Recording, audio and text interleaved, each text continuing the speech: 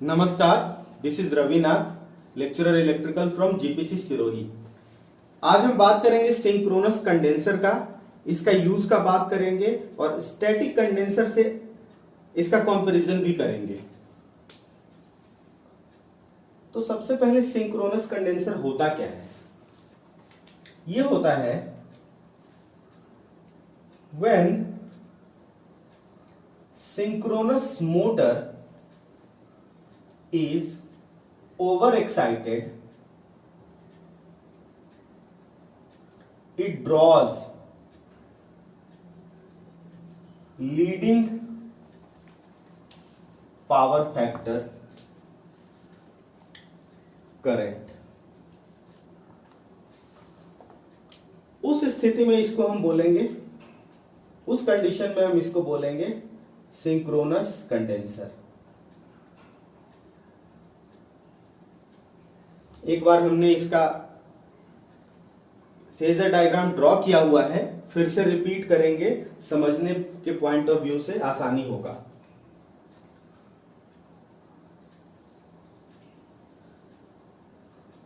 Synchronous condenser का phasor diagram किस तरह का होगा? यदि ये लीडिंग करंट ड्रॉ कर रहा है,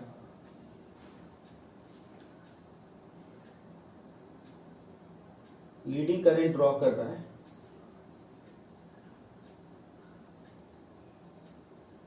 this is our VT, VT is reference. Leading current draw कर रहा है, ये IA है। तो IA के परपेंडिकुलर वोल्टेज ड्रॉप होगा, कौन सा? JIA axis. क्लियर? और IARA, ये IA है, this is phi angle between VT and IA। तो ये वाला जो ड्रॉप होगा वो IARA होगा। क्लियर? और ये होगा EF। तो हम यहां पे क्लियरली देख रहे हैं कि EF is greater than VT। ये केस है ओवर एक्साइटेड सिंक्रोनस मोटर, जिसको हम बोलते हैं सिंक्रोनस कंडेंसर। अच्छा, अंडर एक्साइटेड सिंक्रोनस मोटर को क्या बोलेंगे? ये एक तरह से होगा शंट रिएक्टर की भांति काम करेगा।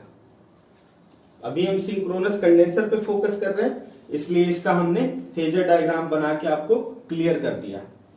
अब हम बात करते हैं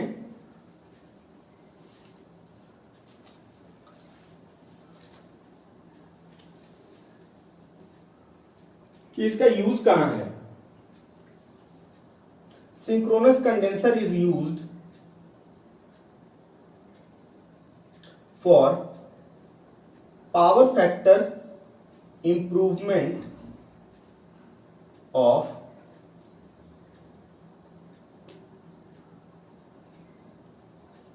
line, power system line, transmission line. It injects leading kVAR into the transmission line.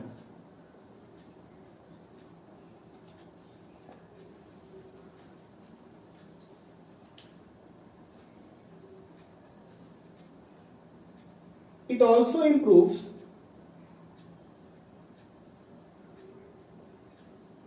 the voltage profile of the power system.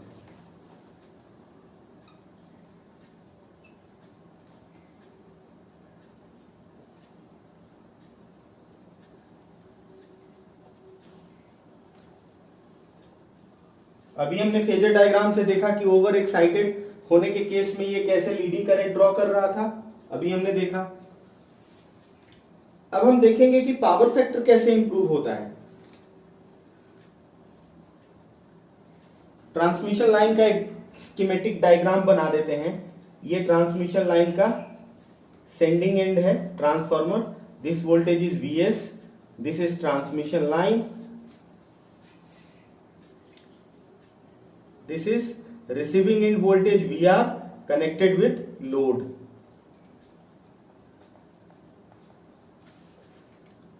ये हमारे पास पावर सिस्टम है।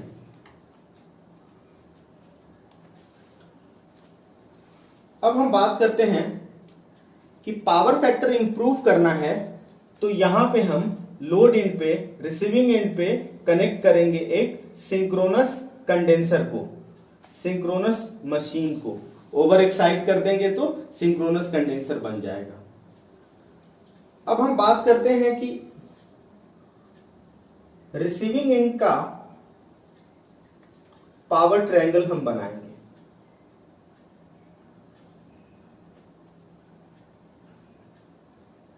ये है रिसीविंग एंड का, और छोटा बनाएंगे।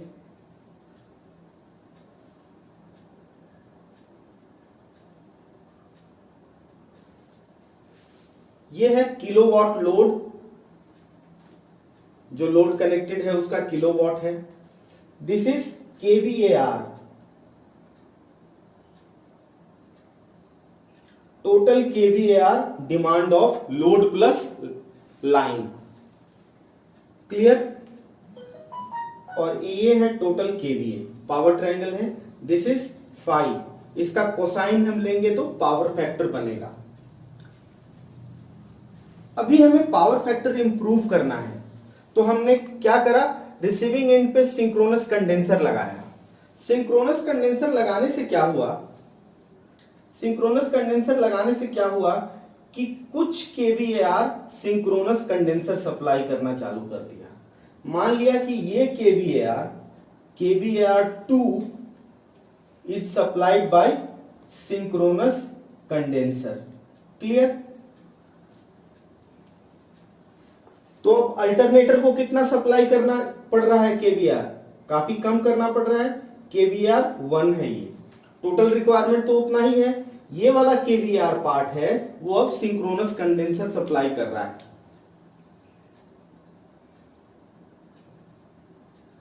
और ये मान के चलते हैं this is total angle is φ1 and this angle is φ2, clear. तो जो नया kVAR, नया पावर ट्रायंगल बनेगा वो कैसा बनेगा, वो ऐसा बनेगा।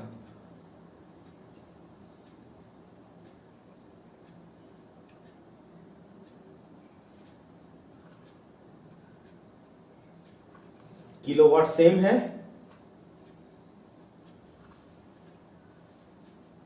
सेम किलोवाट, लोड ड्रॉ कर रहा है, angle is, this angle is φ2। इसको मान के चलते हैं O, A, B and C। यहां पे है O, A और B। ये है kVAR।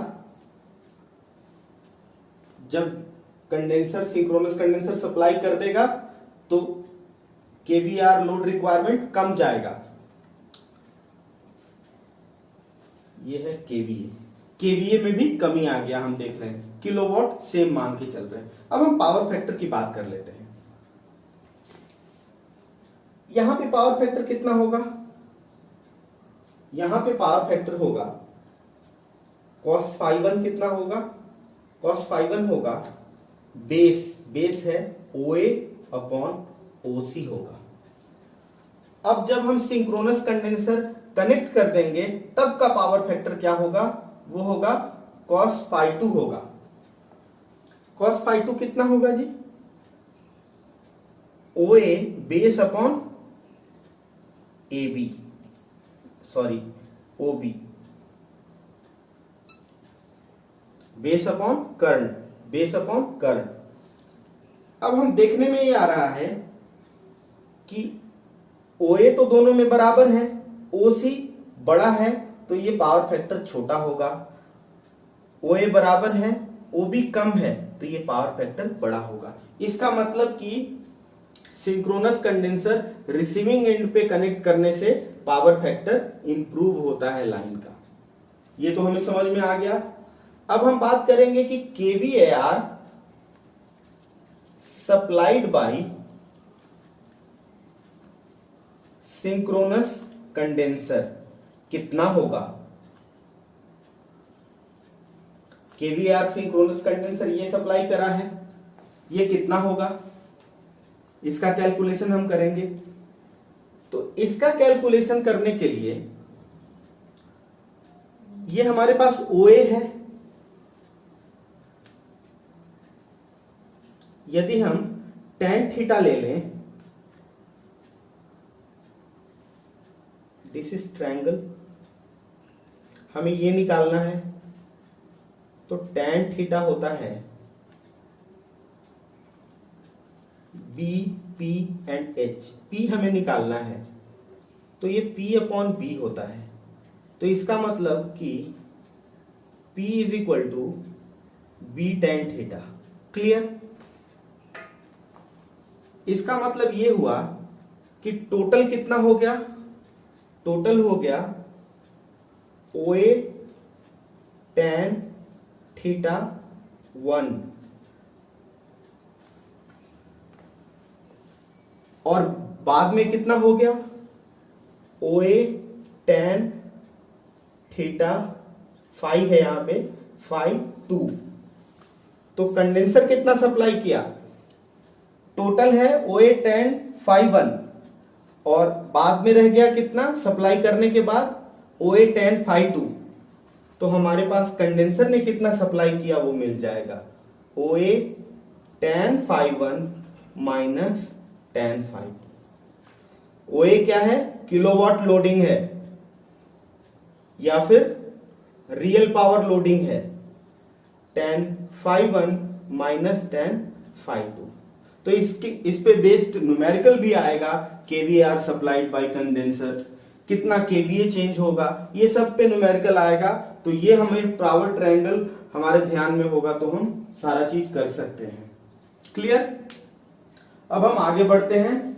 अब हम बात करते हैं कि लाइन का वोल्टेज प्रोफाइल कैसे चेंज होता है, सिंक्रोनस कंडेंसर लगाने से कैसे इंप्रूव होता है।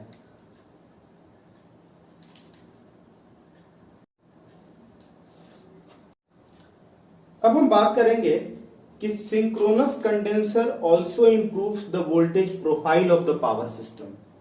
ये पावर सिस्टम है, typical power system, sending end, receiving end, transmission line and load. तो हम अगेन फेजर डायग्राम के जरिए ये समझेंगे। बात करते हैं हम कि हमारे पास एक गिवन सेंडिंग एंड वोल्टेज है। Given sending end voltage Vs है, ठीक है। Vs का एंगल इस बार हम 0 मान रहे हैं। तो हम देखेंगे कि हमारे पास दो लैगिंग लोड है, एक लैगिंग लोड कम है और एक लैगिंग लोड ज्यादा है। मैग्नीट्यूड दोनों का बराबर मान लिया। ये कब है, जब नॉर्मली ऑपरेटेड है विदाउट सिंक्रोनस कंडेंसर। जब सिंक्रोनस कंडेंसर हम लगा देंगे तो पावर फैक्टर इंप्रूव होगा और लैगिंग लोड लेस लैगिंग हो जाएगा, ठीक है। ये कब हुआ, सिंक्रोनस कंडेंसर लगाने के बाद। phi 1 का केस है और ये केस है phi 2 का। क्लियर? अभी हमें देखना है कि जो रिसीविंग एंड वोल्टेज मिलेगा वो कैसा कैसा मिलेगा दोनों केस में। इसको हम मानते हैं IA1 और ये है IA2।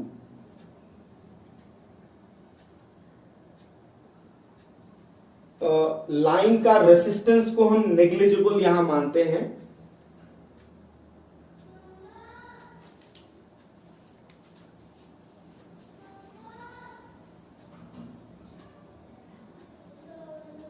ये हमारे पास है IA2, लाइन का इंपीडेंस,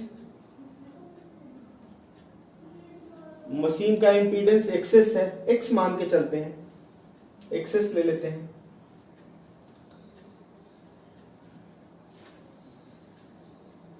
VT हमें कितना मिलेगा, ये हमारे पास VT मिलेगा।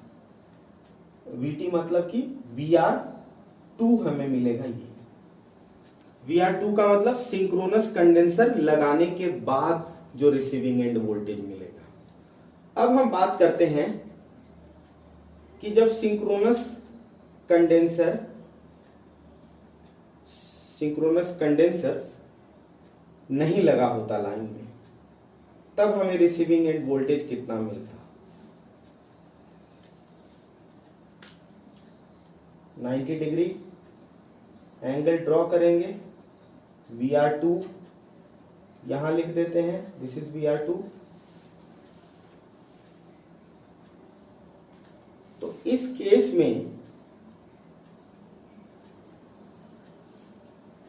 में जो हमें VR1 मिलेगा विदाउट सिंक्रोनस कंडेंसर, वो कुछ ऐसा होगा। ये है VR1। तो हम क्लियरली देख सकते हैं कि VR1 is less than VR2। मतलब कि VR2 कब है, जब सिंक्रोनस कंडेंसर कनेक्टेड है, तब वोल्टेज प्रोफाइल अच्छा है, तब रिसीविंग एंड वोल्टेज अच्छा है। ये हमने देख लिया। पावर फैक्टर की भी बात करें तो पावर फैक्टर की बात करें तो V और I के बीच होता है। इसको डिलीट कर देते हैं और हम बात करते हैं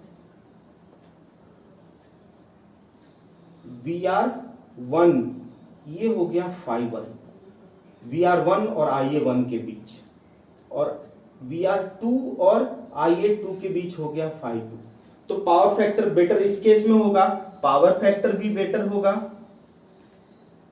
और रिसीविंग एंड वोल्टेज भी बेटर होगा, इंप्रूव्ड होगा। तो ये हमने देखा सिंक्रोनस कंडेंसर लगाने का फायदा। यहां पे हमारा सिंक्रोनस कंडेंसर कनेक्टेड है, केवीआर इंजेक्ट करता है, वोल्टेज प्रोफाइल बढ़ाता है, पावर फैक्टर भी इंप्रूव करता है। ये सब फायदे देखे। अब हम कंपेयर करेंगे between synchronous condenser and static capacitor के बीच।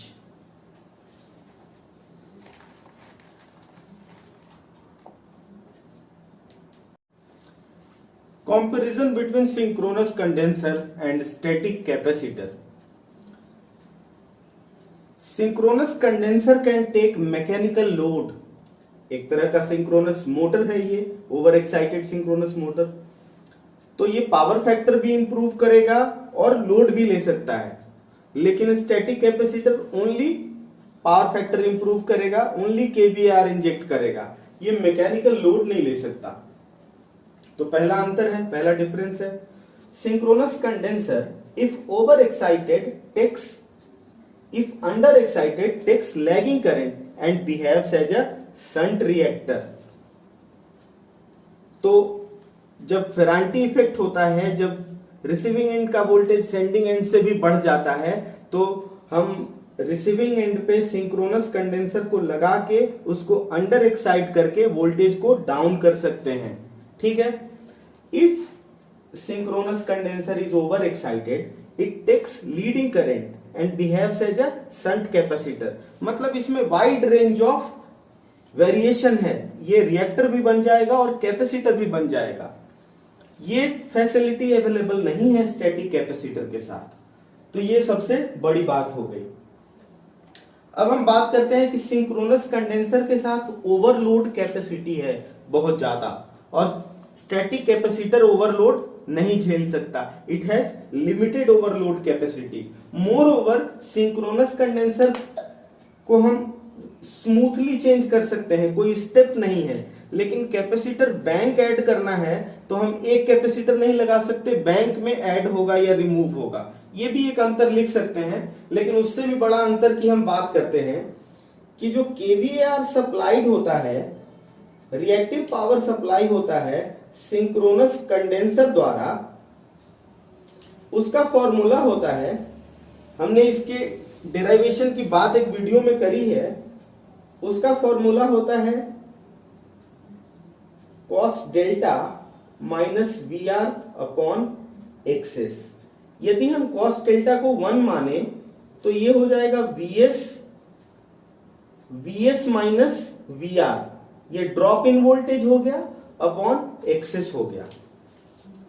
हम बात करें कि KVR स्टैटिक कैपेसिटर कितना सप्लाई करेगा, स्टैटिक कैपेसिटर कितना सप्लाई करेगा, उसका फॉर्मूला है जहां पे वोल्टेज, जहां पे कैपेसिटेंस जहां पे लगाएंगे वहां के वोल्टेज का स्क्वायर अपॉन XC।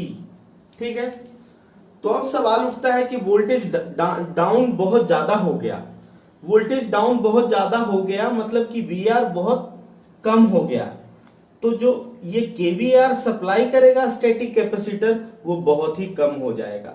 मतलब कि जब वोल्टेज इंप्रूवमेंट की जरूरत ज्यादा है तो कैपेसिटर का कैपेबिलिटी कमने लगेगा, लेकिन वहां ऐसा केस नहीं होगा। यहां पे केस कैसा है, VR इंटू डेल V, ये है del V change in voltage, मतलब एक VR कमेगा और चेंज इन वोल्टेज बढ़ेगा, दो टर्म है।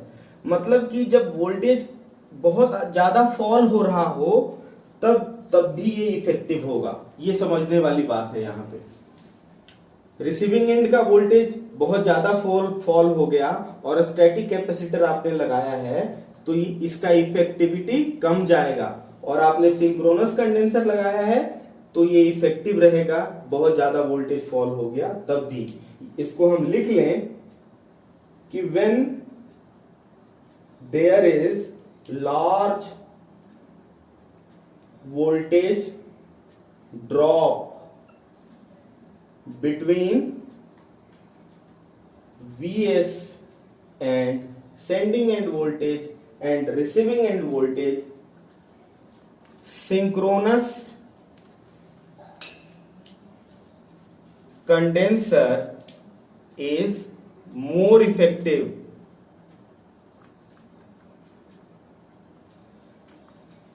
than synchronous capacitor. तो इस तरह से हम अंतर लिख सकते हैं, very logically and very easy also. तो ठीक है, धन्यवाद। आगे हम कुछ और अंतरों की बात करेंगे, कंपेयर करेंगे सिंक्रोनस मशीन को डीसी मशीन से, सिंक्रोनस मशीन को सिंक्रोनस मोटर को इंडक्शन मोटर से, सिंक्रोनस मोटर को डीसी मोटर से, और वी कर्व की बात करेंगे, और एक दो जो बेस्ट न्यूमेरिकल है उसकी भी बात करेंगे। धन्यवाद।